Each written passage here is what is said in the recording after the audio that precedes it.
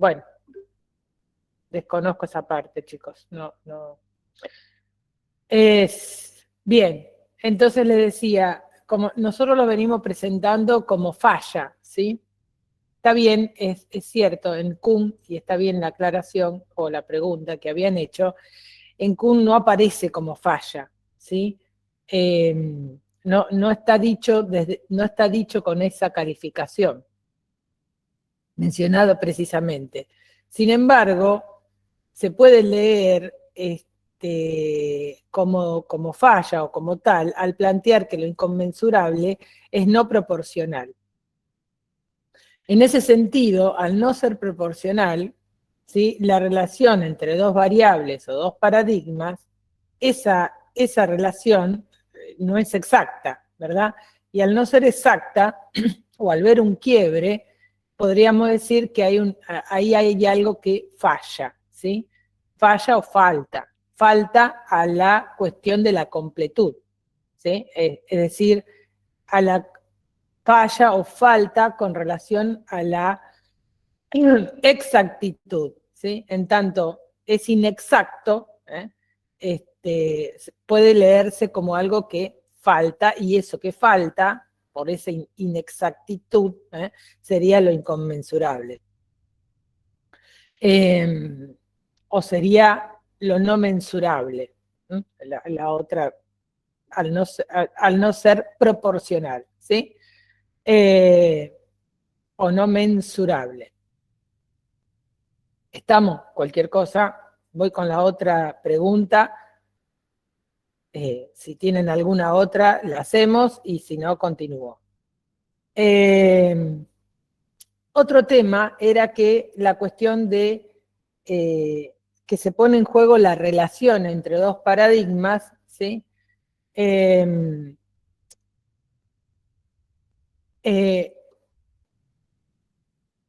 Y comentábamos que se pueden comparar. Está bien, de esa manera tampoco lo dice así Kuhn, pero el acento no está puesto en comparar, no comparar, sino, como yo les decía la vez pasada, en cuestión de la relación de los paradigmas. Por eso es no proporcional, inconmensurable y todas esas cuestiones que habíamos comentado la vez pasada.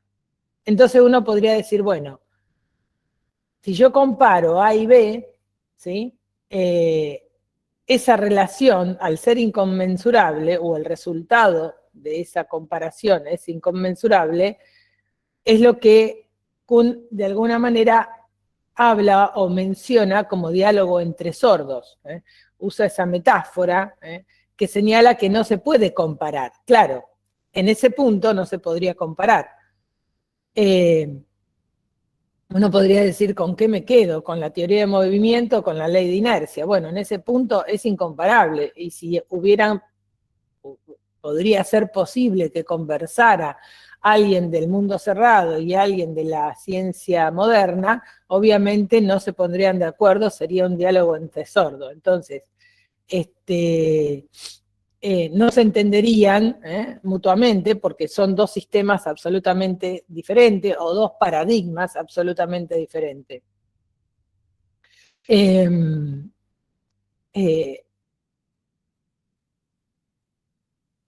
tanto, bueno, la metáfora de diálogo entre sordos, ¿sí?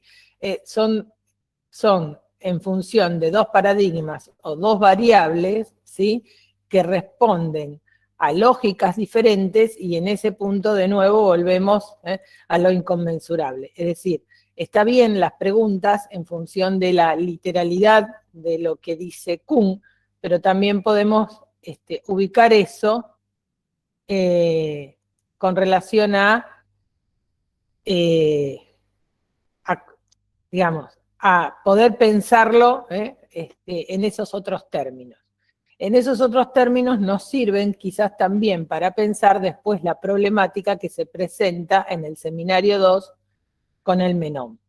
Por eso es un poco también plantearlo en esos términos.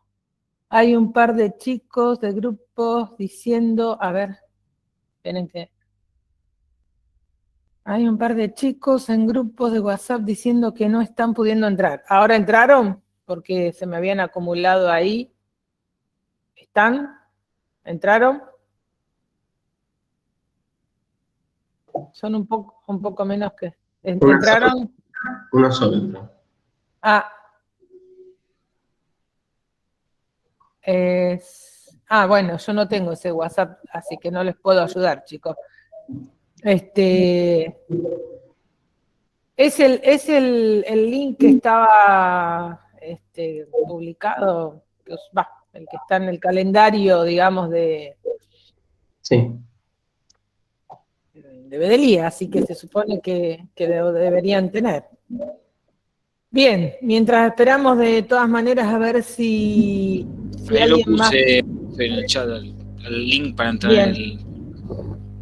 Gracias, Federico. No sé si tienen comentarios, preguntas con relación a Kuhn. Después vamos a comentar brevemente las dos conferencias que nos faltaban de Freud, la 4 y la 5, ¿sí? Y ahí está. Admitir. No sé si quedó alguien más. Y después ya vamos a ir a hacer unas cuestiones de Freud y de Lacan que no están en realidad puntualmente.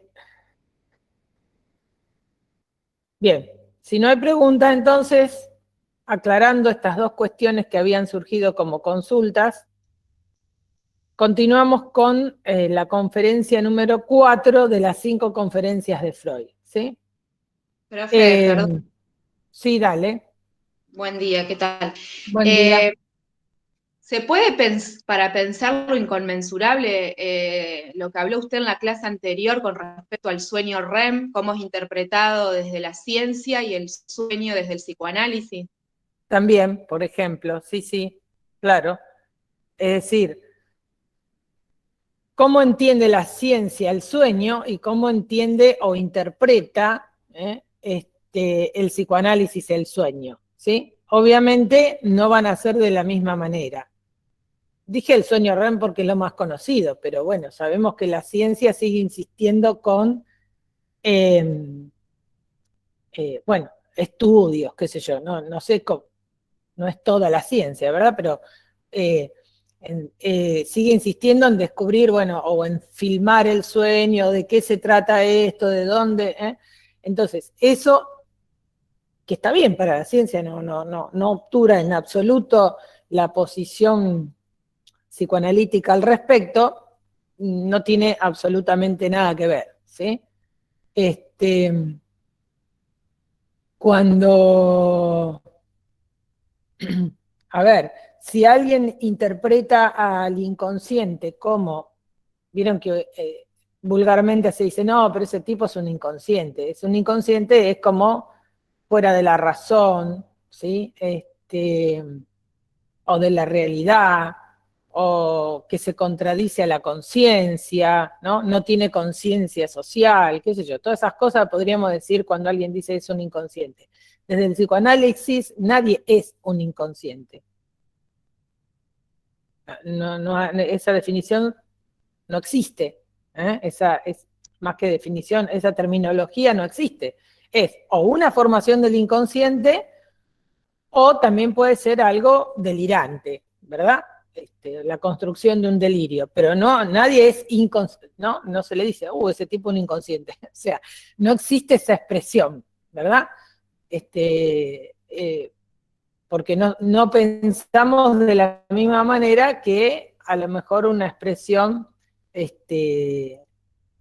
que puede resultar si alguien entiende al inconsciente no como un pensar, ¿sí? Ajeno al yo, pero propio del sujeto, o entiende al inconsciente como fuera de la conciencia, perdido de la realidad. Son definiciones absolutamente diferentes, por lo tanto no estaríamos hablando de la misma manera. Lo mismo podríamos decir incluso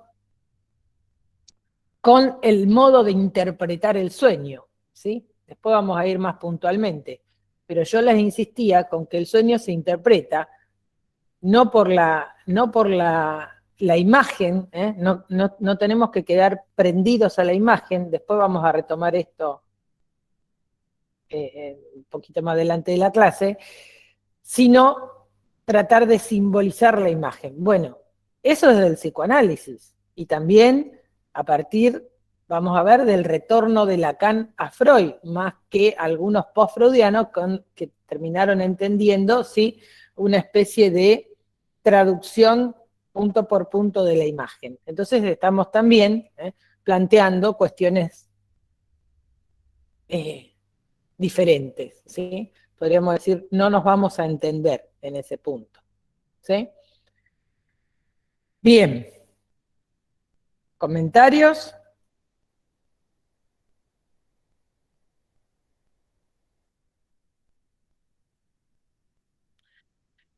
Bueno, entonces en la conferencia 4, recordemos que Freud va haciendo un recorrido, ¿no?, de la historia del psicoanálisis, cómo aparece, cómo empiezan, ¿no?, con quiénes, cuáles son sus maestros, etc.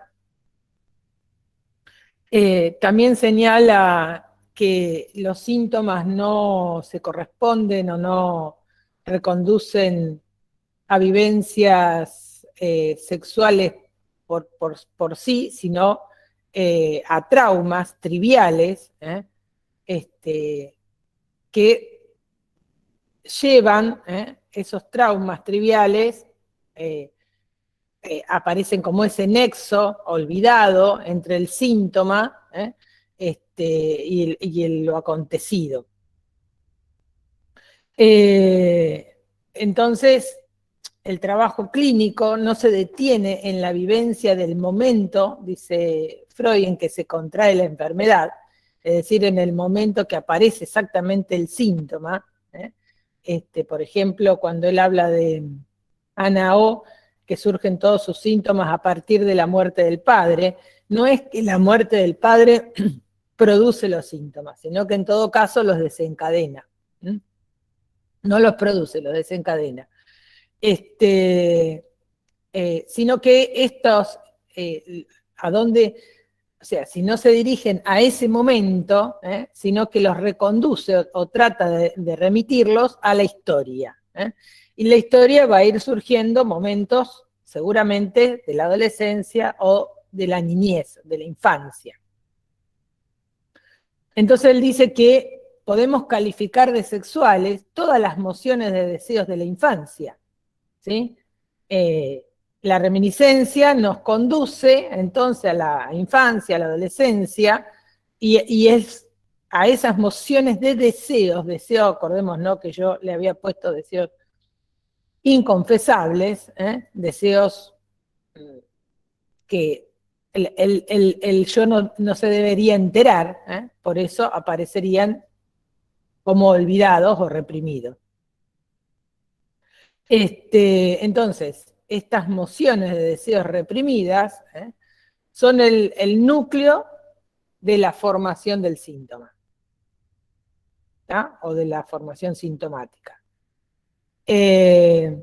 Porque de ello no se quiere saber nada, no se quiere saber nada. Bueno, en general, dice Freud también, no se quiere saber nada de la sexualidad infantil. Sabemos que hubo bastante rechazo a esta teoría freudiana.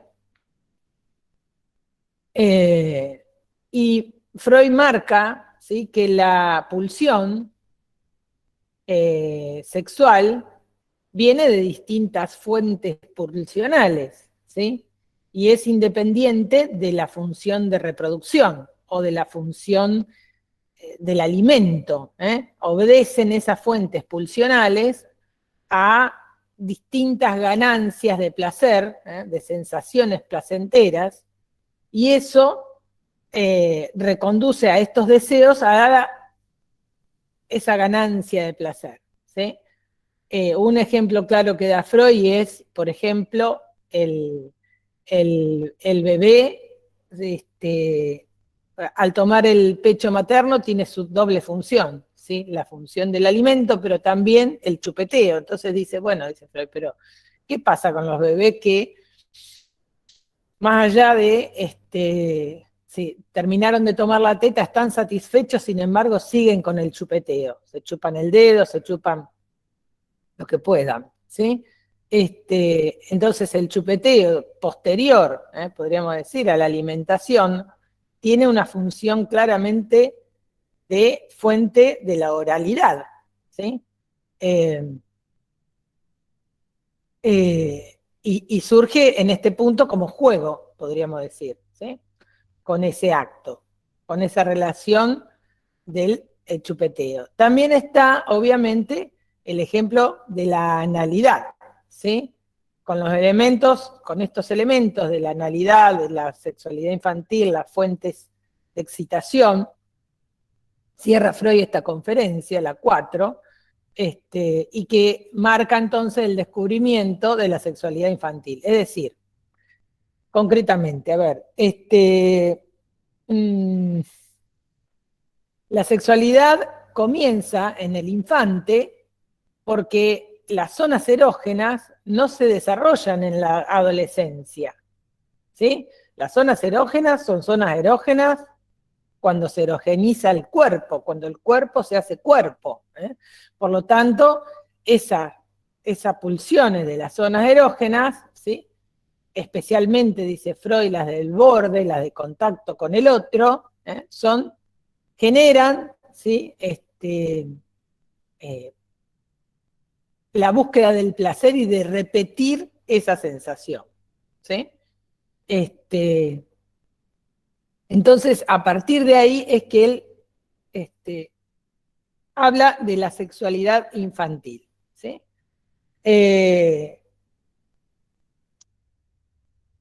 Obviamente la sexualidad infantil no se está refiriendo al acto sexual, a tener sexo con otro, no. Tampoco se está refiriendo a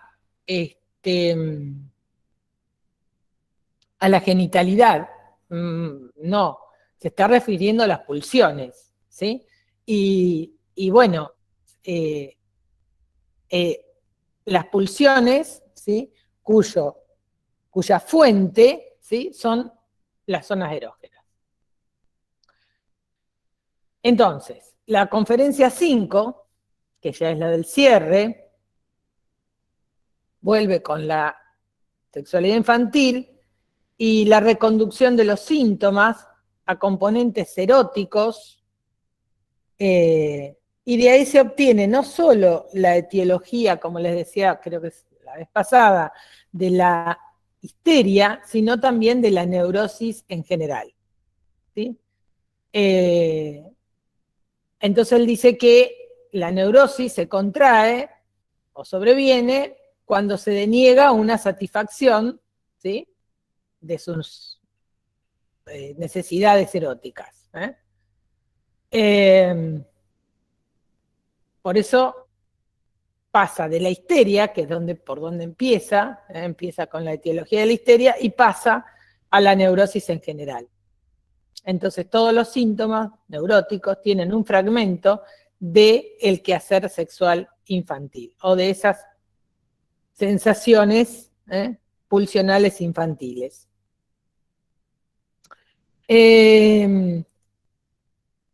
Las manifestaciones de la histeria en aquel momento eran mucho más, podríamos decir, floridas que hoy. Quizás debido a que socialmente los sujetos estaban bastante más reprimidos, pero eso no implica que a mayor liberación sexual, menos neurosis, ¿sí? La neurosis en el programa está nombrado como invariante, no se profundiza, pero la neurosis sigue existiendo, ¿sí? También tiene que ver con mociones pulsionales reprimidas o con deseos o de deseos inconfesables, ¿sí? Eso de deseos inconfesables, insisto, me parece que Freud no lo dice, sí lo digo yo en un trabajo y bueno, por eso lo repito, pero digo porque después dicen Freud dice. Pero a lo que voy es a lo siguiente, ¿sí? No es que la neurosis no existe más. Sí, existe. Y la neurosis histérica también, la obsesiva también, la fóbica ni hablar. Entonces, las situaciones de pánico es lo que nosotros podemos pensar en la fobia, justamente. Así que fíjense si la fobia no está al orden del día también. Pero a lo que voy es a lo siguiente, y eso me parece que es importante, lo vamos a ir señalando varias veces, pero me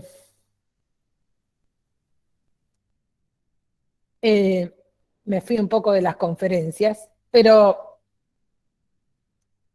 la estructura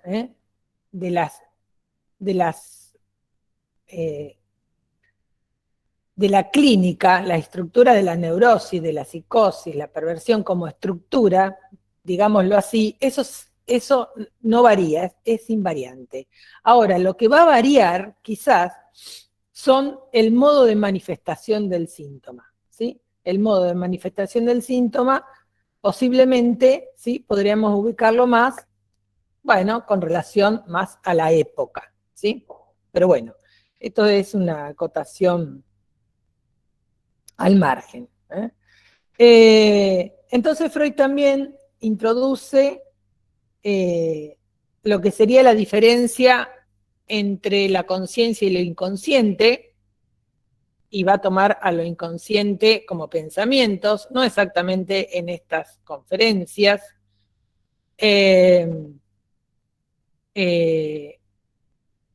Y no está diciendo tampoco que lo inconsciente es exactamente lo contrario a conciencia, ¿sí? Tampoco va a decir que lo inconsciente es algo que tengamos que descubrir en el sentido de algo oculto. Son todas cuestiones que la vamos a ir viendo, ¿sí? Tampoco descubrir exactamente esa vivencia, porque no sé si uno puede decir, bueno, la cura viene por recordar exactamente una vivencia. No, tampoco es tan así. Lo que sí marca Freud es que la represión actúa como una fuerza de desalojo, y uno podría preguntarse, ¿qué desaloja? Desaloja justamente esas representaciones inconciliables, incompatibles con el yo, incompatibles en muchos casos con la cultura, o con la época, sea la época de Freud o la nuestra, ¿sí? Y por lo tanto, con el otro el otro social, el otro familiar, con el otro. Este desalojo, por eso Freud habla que desaloja esas representaciones inconciliables, y este desalojo, entonces, lo que produce es el ahorro del displacer, ¿sí? Que habría si esas representaciones que aparecen como síntomas, que sería el sustituto, aparecería en la conciencia, ¿sí? Bueno, así que ahí Freud se propone a escuchar en ese caso eran las pacientes, él presenta los casos de mujeres, y en esto no lo dice Freud, pero me parece que también es importante ubicar que cuando alguien habla en un análisis, en definitiva siempre habla como una posición de hijo. No importa la edad que tenga, sino que, aunque se pregunte, ¿seré buen padre? Ese seré buen padre no habla como padre, ¿sí? Sino en algún punto su comparación con su padre. Si fue bueno, seré tan bueno como él, y si no lo fue, digo porque no podríamos decir que la sexualidad infantil se limita a la infancia, ¿no?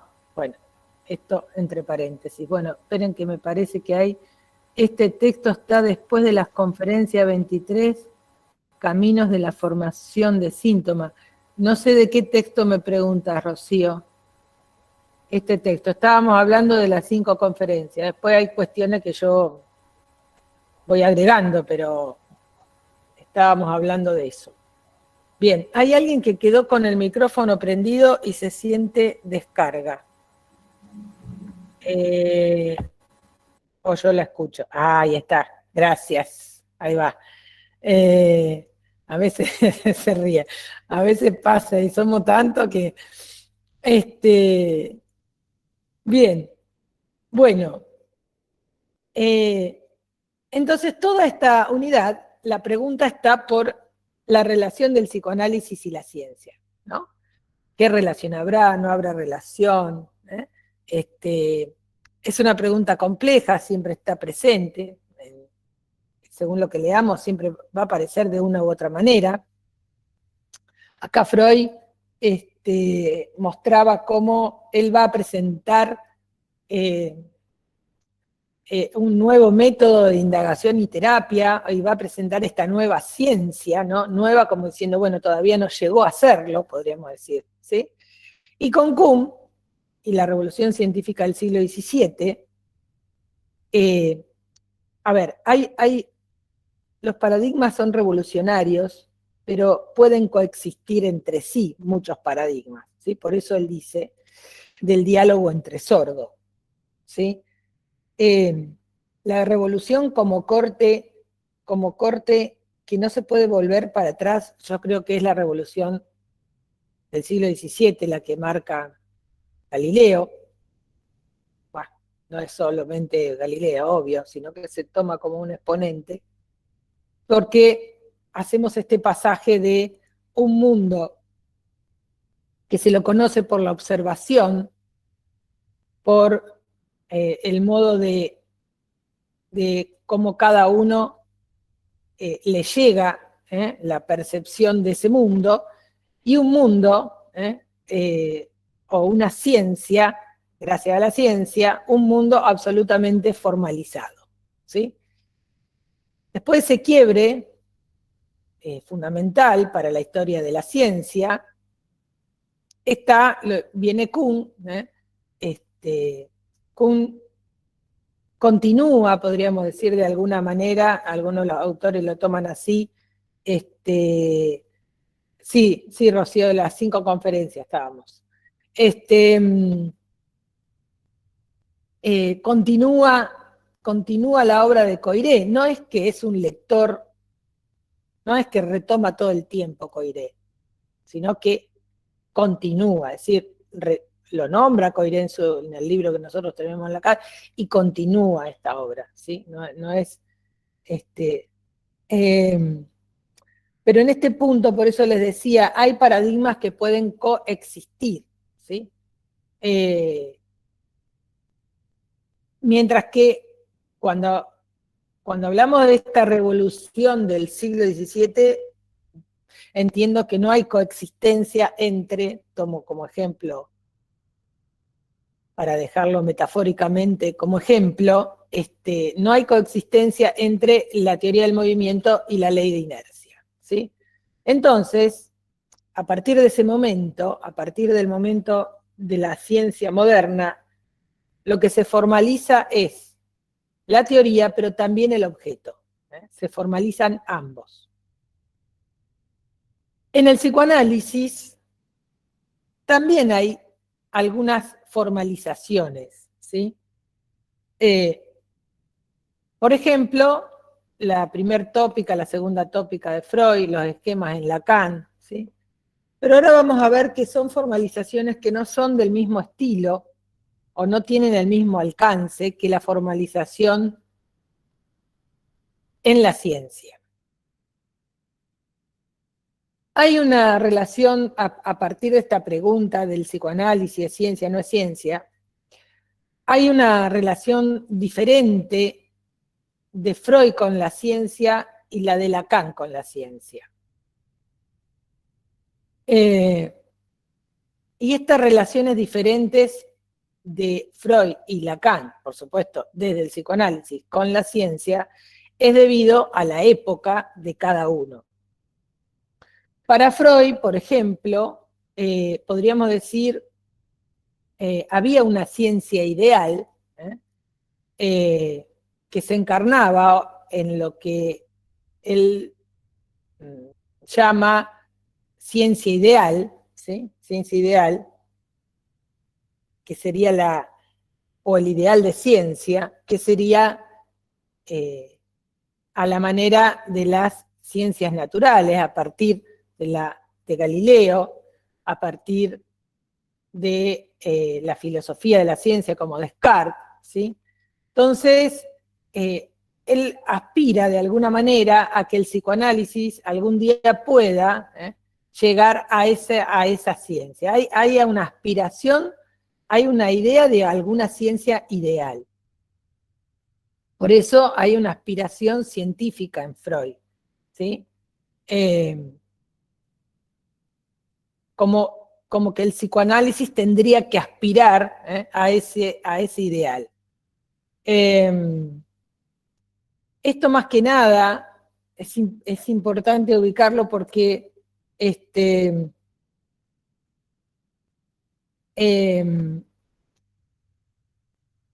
en la época de Freud está en auge el positivismo, ¿verdad? Entonces es tan fuerte eso que todo lo que no fuera exactamente científico es, bueno, charlatanería, ¿sí? Imagínense cura por la palabra en aquel momento, ¿sí?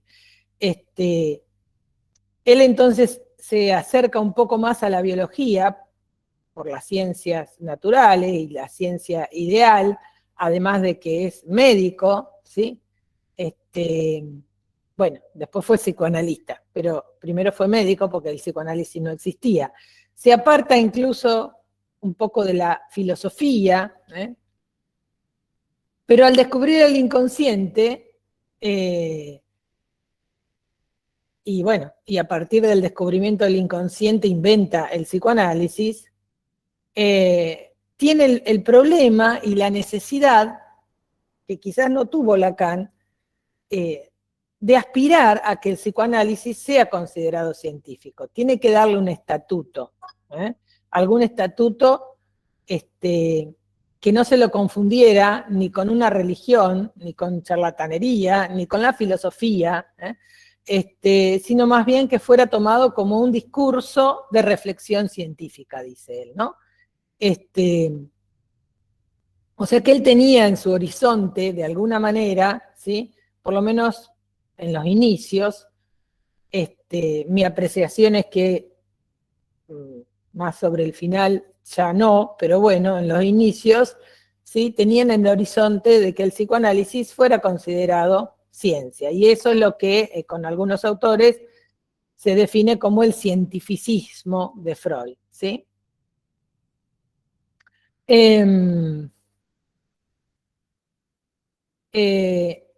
De todas maneras, cuando yo les digo que él necesitaba esta cuestión de darle un estatuto científico o que sea un discurso de reflexión científica, lo que logra Freud, incluso hay muchos términos que toma de la física, ¿sí? De la ciencia física,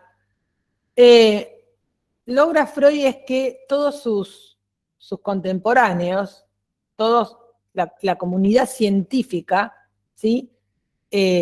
Lo tome en serio al psicoanálisis, seriamente en ese sentido, y se interesen por el psicoanálisis y se discuta sobre psicoanálisis. Pueden estar más o menos de acuerdo, pero se discute sobre el psicoanálisis. Y me parece que eso es sumamente importante, ese movimiento que hace Freud, también, por supuesto, con colegas psiquiatras, médicos, donde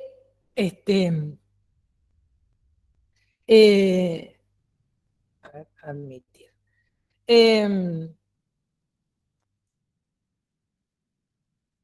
Donde justamente el psicoanálisis aparece como algo que hay que discutir, digámoslo así, ¿sí? A ver que hay una, bueno, después lo leo porque si no me pierdo. Yo les decía que hay una relación distinta de Lacan y de Freud con la ciencia.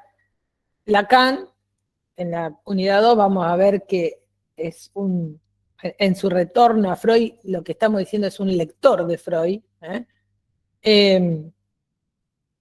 y retorna para, de nuevo, posicionar al psicoanálisis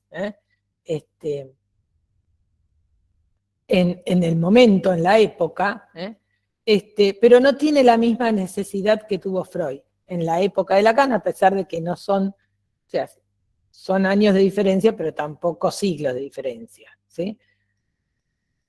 En la época de Lacan, ya lo que anteriormente no tenían estatuto de ciencia como las ciencias humanas, para la época de Lacan ya tienen estatuto de ciencia, las ciencias humanas.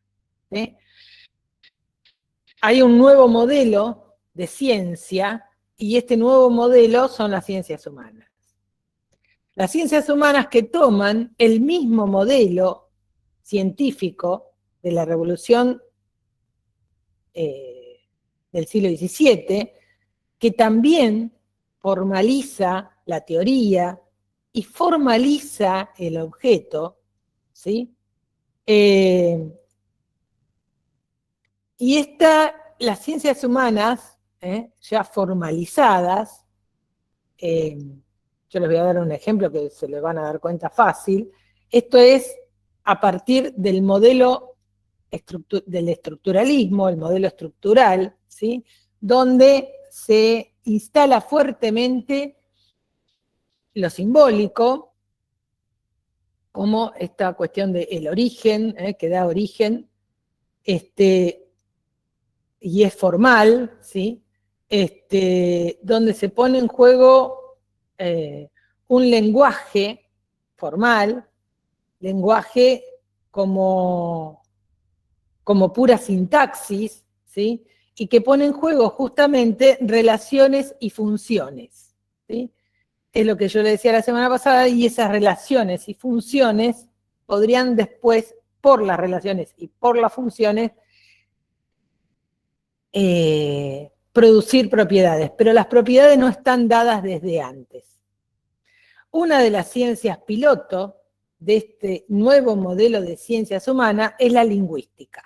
Por eso ustedes deben haber visto, deben haber dado incluso algo de la lingüística estructural.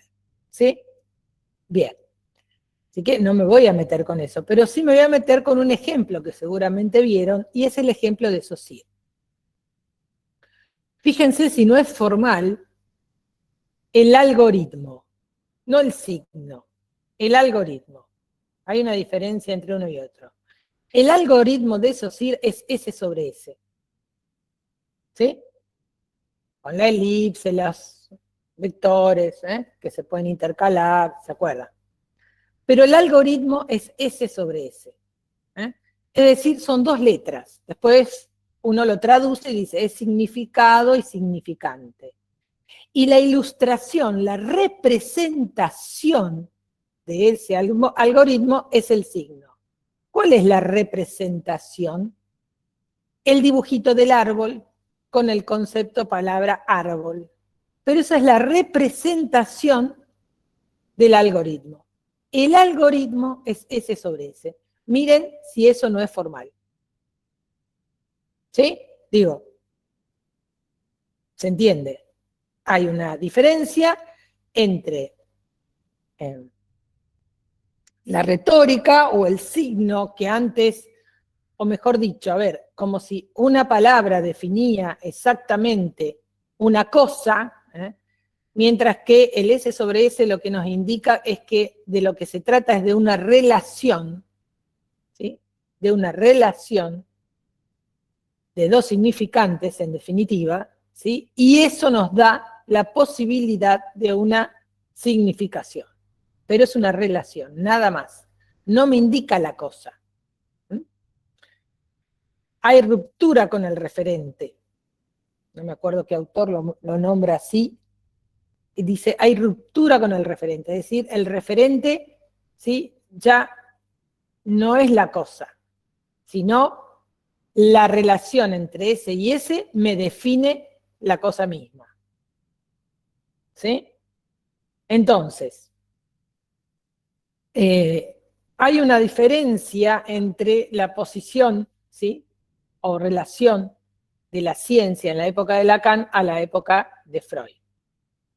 ¿Está? Y bueno, y también a la inversa de Freud, Lacan se introduce en el pensamiento filosófico. Ustedes van a ver que nombra a Kant, a Hegel, etc. Introduce el pensamiento filosófico en el corpus freudiano, aunque también luego hay autores que dicen que Lacan hace del psicoanálisis una antifilosofía. Pero bueno, tiene esa relación que Freud se aleja más de la filosofía. Como ustedes saben, Freud está más cerca de lo que es la literatura y la mitología. Con Lacan y el estructuralismo pasamos de lo mítico a la estructura. Algo muy conocido es el complejo de Edipo, Freud, a la estructura edípica, Lacan. ¿Sí? No dicen no es que sean exactamente diferentes, pero cuando hablamos de estructura edípica ya tenemos una formalización que no está tan clara cuando hablamos del Edipo como mito. ¿Sí? Entonces, si retomamos la pregunta, la relación ciencia-psicoanálisis, ¿sí?, ¿es el psicoanálisis una ciencia? Lacan dice, esa formulación no está bien hecha, porque preguntarnos si el psicoanálisis es una ciencia, la respuesta es sí o no. No nos deja otra chance, ¿verdad? ¿Es sí o es no? Entonces Lacan dice, en realidad hay que preguntar de otra manera. Y entonces él contrapone otra pregunta, bien al estilo lacaniano además, ¿no? Dice, ¿qué sería una ciencia que incluyera el psicoanálisis? ¿Qué sería una ciencia que pueda incluir al psicoanálisis? Entonces esta pregunta ya no nos limita a una respuesta por sí o por no. Este giro implica un giro en la respuesta, pero también un giro respecto de la posición de la ciencia.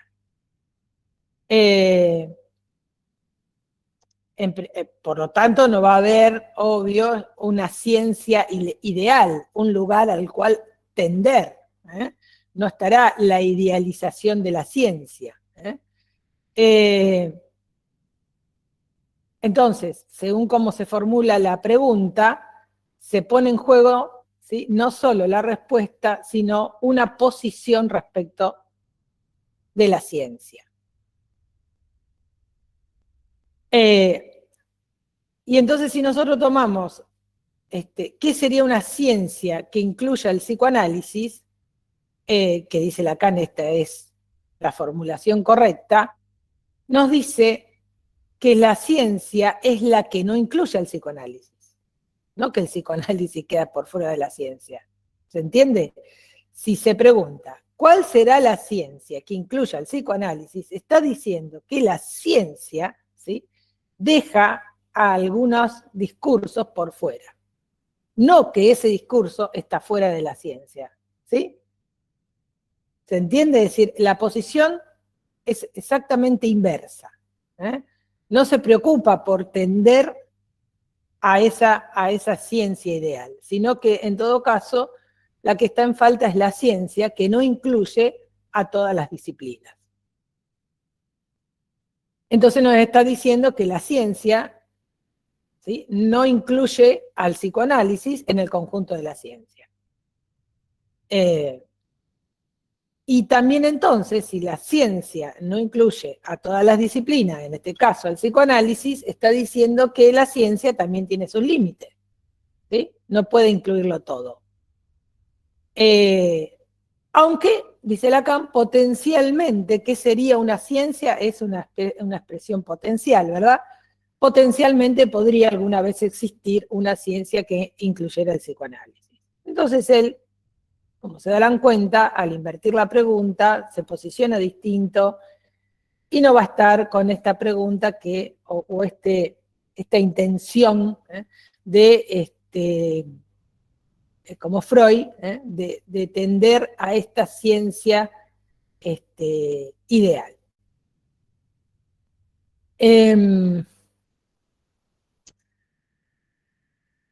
De todas maneras, por ejemplo, también uno podría decir, Lacan hace lo mismo que Freud, en el sentido de que cuando Lacan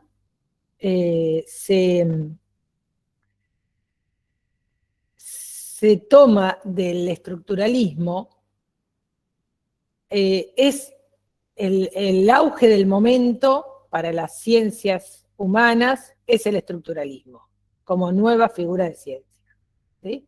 Con el mismo método que las ciencias naturales, hasta entonces ideales. Entonces, donde se formaliza la teoría y el objeto. Entonces está toda la discusión si Lacan es, no es estructuralista. Bien. Lacan se sirve del estructuralismo, se sirve y le sirve para explicar muchas cosas, para formalizar algunas otras, pero dice que el estructuralismo pasará como pasan las rosas, es decir, es un modelo, de hecho pasó, pero le viene bien para explicar muchas cosas del psicoanálisis, para en parte poder formalizar algunas cuestiones del psicoanálisis, pero además, en este sentido digo, me parece que hay alguna vuelta, igual que Freud, hace que todos sus contemporáneos hablen del psicoanálisis, a favor o en contra, no importa, pero hablan del psicoanálisis, lo vuelve a poner otra vez en el tapete, por arriba, y todo el mundo, entonces, si en los primeros seminarios, cuando ustedes leen, van a ver toda la participación que tiene, y la participación que tiene es de la más variada, ¿sí?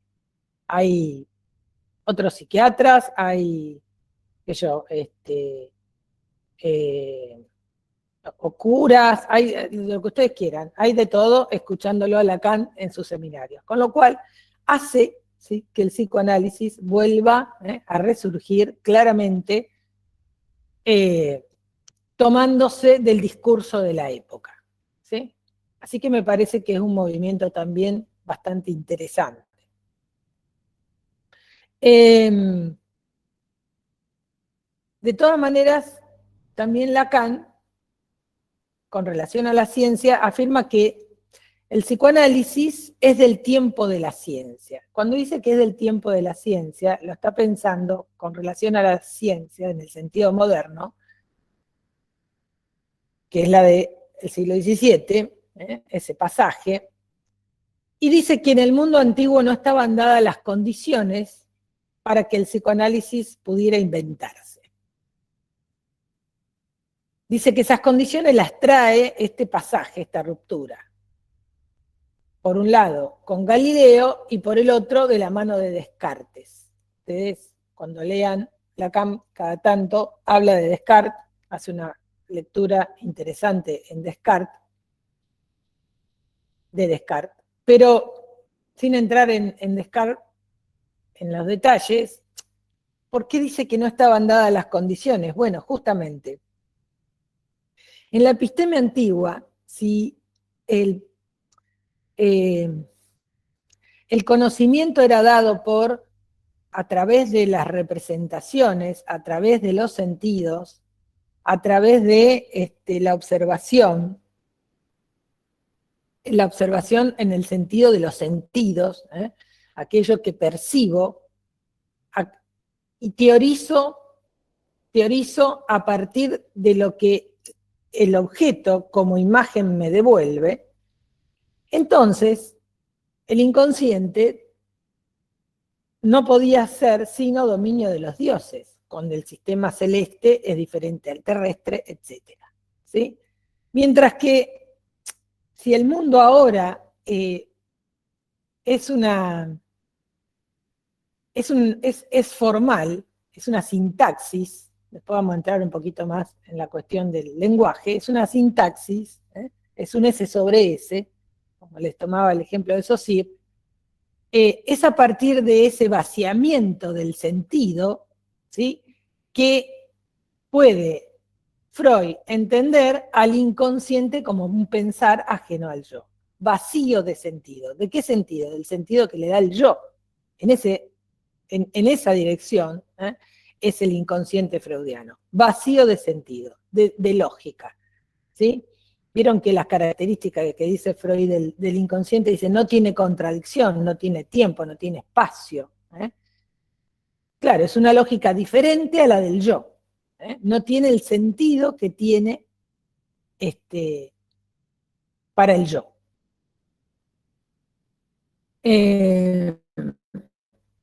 Entonces, Freud puede descubrir el psicoanálisis, ¿sí? Bueno, 2 siglos después de la revolución científica, quiere decir que hay todo un cambio, ¿verdad?, epistemológico del pensamiento, que no se instala de un día para el otro, donde aparece este vacío de representaciones, este vacío de sentido, incluso, si se acuerdan de Descartes, que dice que vacía todo su saber anterior. ¿De qué vacía su saber anterior? Con la duda vacía de todo contenido, dice, porque bueno, yo hasta ahora todo lo que aprendí lo aprendí de esa manera. Entonces, esa posibilidad está dada, ahí va, está dada a partir de ese vaciamiento, ¿sí? Entonces, con la ciencia formal, lo que estamos diciendo es que hay un lenguaje como una sintaxis pura, como un álgebra, y la intención es hacer de este lenguaje matematizado, como pura sintaxis, el alfabeto universal, digamos, ¿no? ¿Hay alguien que está preguntando algo? ¿O se encendió un micrófono sin querer? Bien. Entonces, ustedes se dan cuenta que las cuestiones son puramente relacionales, ¿sí? Es relación, insisto, incluso en el estructuralismo y en la lingüística estructural, S sobre S, son relaciones, ¿sí? Y la ciencia, entonces, a partir de esta universalización del lenguaje como pura sintaxis,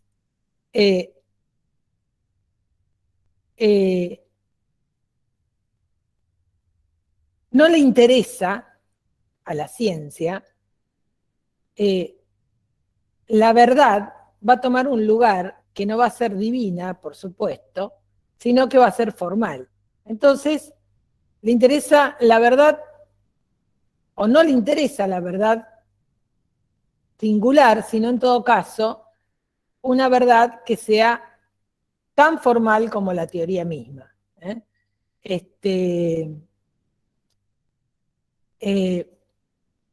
Y lo que se rechaza es una verdad singular, ¿sí? ¿Por qué se rechaza una verdad singular? Porque al formalizar la teoría y también el objeto, produce una objetivación, ¿sí?, que lo que rechaza es la singularidad del sujeto, del uno por uno. Entonces, en ese punto, por eso le decía, hay un acercamiento de Lacan al estructuralismo, porque le viene bien, le sirve, etcétera, pero también hay algo que es del orden de lo singular, que tiene que ver con el inconsciente, que tiene que ver con el uno por uno, y que eso es imposible de formalizar. Sí, podemos decir, formalizamos que los sueños, los chistes, que yo, son formaciones del inconsciente, perfecto, pero no nos dice nada de ese sujeto. ¿Se entiende? Entonces, en ese punto, queda absolutamente alejado de la ciencia. Entonces Lacan, con este nuevo modelo de ciencia, se va a mover entre la lingüística y la matemática, digamos, como alfabeto universal.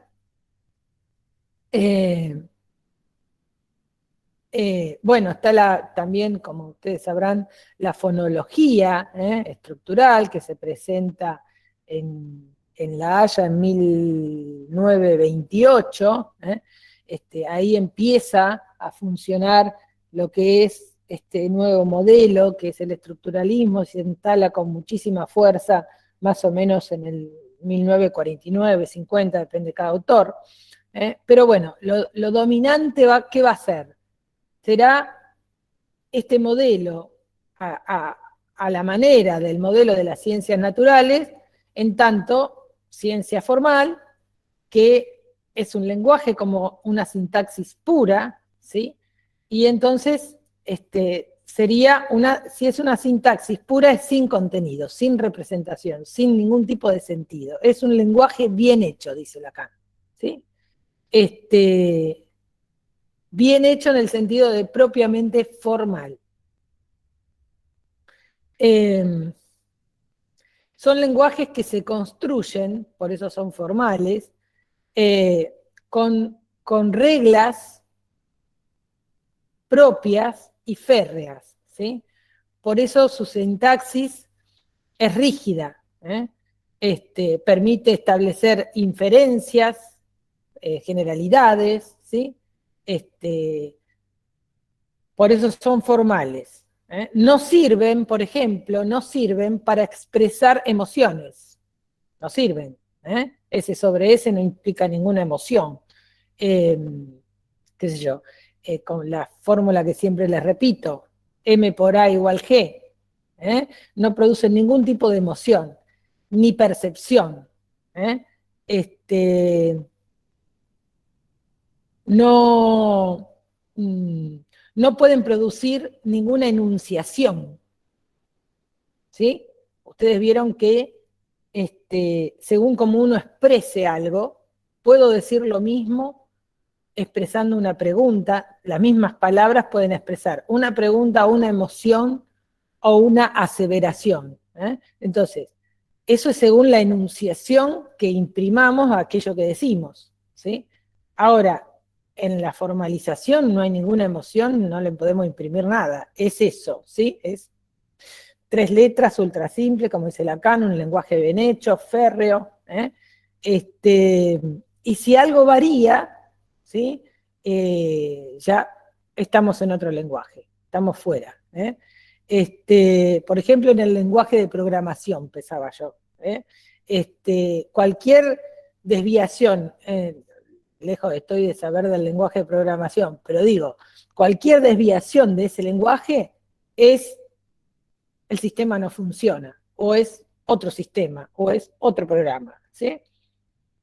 Entonces, no es como el lenguaje mal llamado natural, mal llamado porque no existe el lenguaje natural, porque uno naturalmente no habla, ¿sí? Naturalmente podemos hacer gemidos, pero no hablar. Hablar se aprende a partir del otro y porque ingresamos en la cultura, si no, no hablamos. Si no, haríamos gemidos, qué sé yo, ¿no? Como el primer hombre en el mundo. Entonces,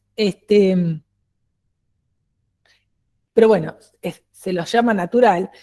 Los lenguajes naturales van cambiando, agregamos nuevas palabras, nuevos usos, nueva gramática, la pronunciación misma varía entre, qué sé yo, uno escucha nosotros escuchamos a un cordobés, decimos este cordobés porque varía la pronunciación, aunque entendemos lo que dice.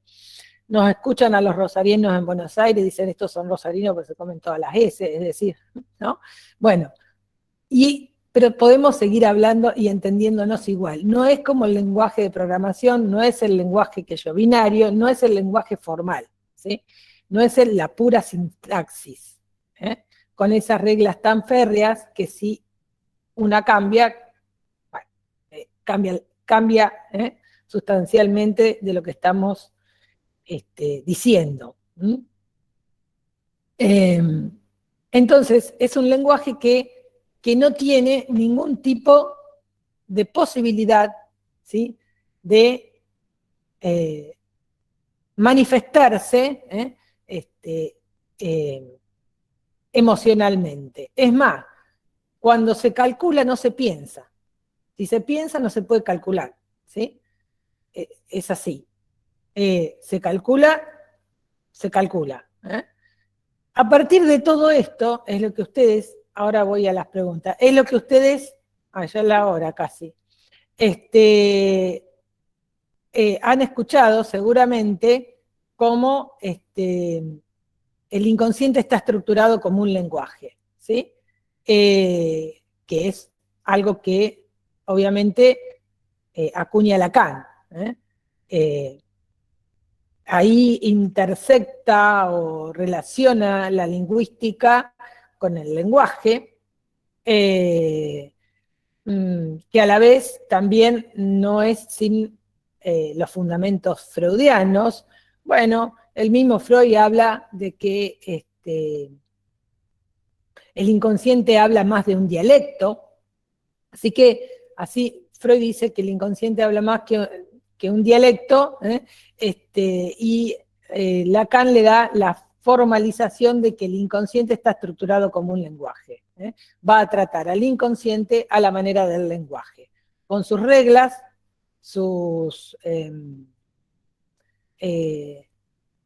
las mismas reglas de gramaticales, si quieren.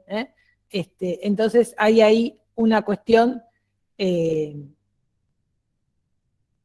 se puede leer el inconsciente ya en términos más formales, ¿sí? Pero no por ello lejos de Freud.